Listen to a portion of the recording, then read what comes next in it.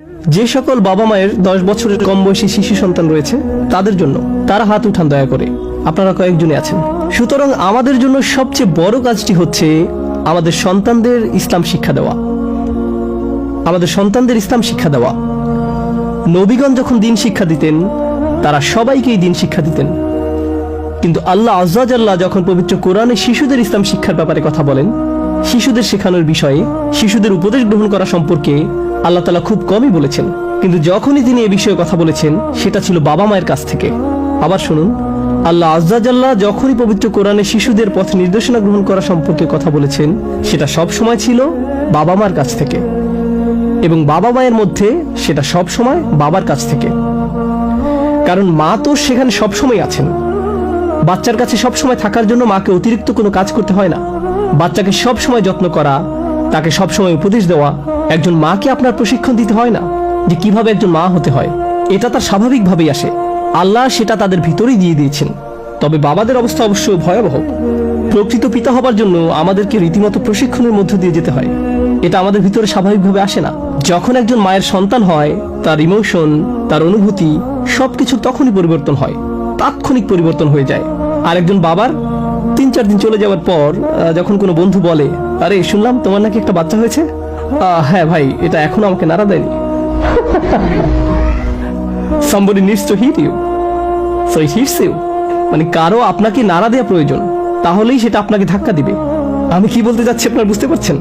এটা আমাকে এখনো নাড়া দেয়নি, কারণ পিতৃত্বের অনুভূতি আমাদের কাছে স্বাভাবিক নয়। আর এজন্য আল্লাহ লুকমান আলাইহিস সালামের কথা উল্লেখ করেছেন, সময় তৈরি করা, সঠিক সুযোগ বের করা এবং তারপর ছেলের সাথে কথা বলা। আমরা দেখতে পাই ইয়াকুব আলাইহিস সালাম তার ছেলেদের সাথে কথা বলেছেন, ইয়া বানিয়া ইন্নাল্লাহ আস্তাফা লাকুমুদ্দিন।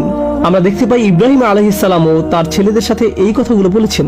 একই পরামর্শ যা ইয়াকুব আলাইহিস সালাম তার ছেলেদেরকেও দিয়েছিলেন।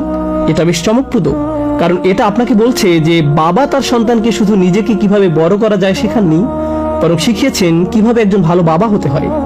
আমরা আমাদের সন্তানদেরকে শেখাবো কিভাবে একদিন তারাও ভালো বাবা হতে পারবে, কারণ ইব্রাহিম ইসহাককে এই শিক্ষা দিয়েছিলেন, আর ইসহাক ইয়াকুবকে এই শিক্ষাই দিয়েছিলেন। আর কোরআন কি বলছে? ইব্রাহিম আর ইয়াকুব মানে দাদা এবং নাতি একদম একই কথা বলেছেন। তারা কি একই সময় এই কথা বলেছিলেন? না, তারা এই কথা বলেছিলেন একে অপর থেকে 2 প্রজন্ম আলাদা হয়েও। ইব্রাহিম আলাইহিস সালাম কথা বলেছিলেন ইসমাইল ও ইসহাকের সাথে, আর ইয়াকুব আলাইহিস সালাম কথা বলেছিলেন তার 11 জন ছেলের সাথে। কিন্তু তারা ঠিক একই কথা বলেছেন, ওয়াসা বিহা ইব্রাহিমু বানিহি ওয়া ইয়াকুব ইয়া বানিয়া ইন্নাল্লাহ আস্তাফা লাকুমুদ্দিন ফালা তামুতুন্না ইল্লা ওয়া আনতুম মুসলিমুন। এটা অবিশ্বাস্য যে আল্লাহ তাআলা বলেছেন দাদা ও নাতি ঠিক একই পরামর্শ দিয়েছিলেন। কেন? কারণ এই তারবিয়াটি প্রজন্ম থেকে প্রজন্ম চলে আসছিল, শুধু একজন ভালো ছেলে হবার জন্য নয়, কিন্তু কিভাবে একদিন একজন ভালো বাবা হওয়া যায় সেজন্য। কিভাবে একজন ভালো বাবা হওয়া যায়, এটাই তারবিয়া। অন্য কথায় আমাদের সন্তানদেরকে তারবিয়া দেব এমনকি যখন তারা বাবা হয়ে যাবে তখনও, এমনকি তারা যখন বড় হয়ে যাবে আমরা তাদের সন্তান লালন পালনের বিষয়ে পরামর্শ দেব, এবং তারা সেটা দেখতে চাচ্ছে আমাদের কাছ থেকে।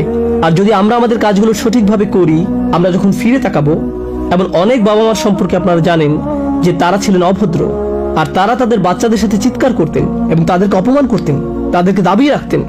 আর এই জন্য যখন তাদের সন্তান হয় তারা বলে, আমি আমার বাবার থেকে আলাদা হব, আমি আমার বাবার মতন হব না, আমি আমার সন্তানদেরকে ভালোবাসবো, আমি এভাবেই থাকবো বা অন্যভাবে ইত্যাদি। কিন্তু আমরা শেষ পর্যন্ত আমাদের বাবাদের মতোই হয়েছি, একভাবে বা অন্যভাবে। কিন্তু এখানে আমরা যা শিখছি তা হলো প্রজন্মের পর প্রজন্মের এক শক্তি সম্পর্কে। যদি আপনি আপনার সন্তানদের সাথে কাজগুলো সঠিকভাবে করেন, যদি আপনি আপনার কাজগুলো ঠিকঠাক মতন করেন। যাই হোক, আরেকটি গুরুত্বপূর্ণ প্রশ্ন, ইব্রাহিমের সন্তানরা কি ইয়াকুবের সন্তানদের মতো একই রকম ছিল? ইব্রাহিম আলাইহিস সালামের সন্তান কারা ছিলেন? ইসমাইল ও ইসহাক। ইয়াকুবের সন্তান কারা ছিলেন? ইউসুফ আলাইহিস সালাম, বেনিয়ামিন। আর বাকি ভাইরা, তারা কি একই রকম ছিলেন নাকি না? না, কিন্তু উপদেশ তো একই ছিল, তাই না? উপদেশ একদম একই ছিল। কিভাবে হলো?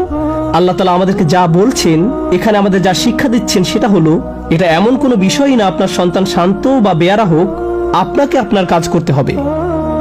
প্যারেন্টিং এর কিছু অংশ আছে যার কোনো পরিবর্তনই হবে না, অন্যান্য জিনিসকে পরিবর্তন করতে হবে, কিন্তু প্যারেন্টিং এই অংশটির মোটেও পরিবর্তন হবে না। আপনার সন্তানদের অবশ্যই দিনের শিক্ষা দিতে হবে, এটা আপনার কাছ থেকেই আসবে। এটা কোনো কারি সাহেবের কাছ থেকে আসবে না, কোনো ইমাম বা কোনো খতিবের কাছ থেকে আসবে না, এটা আপনার কাছ থেকেই আসবে।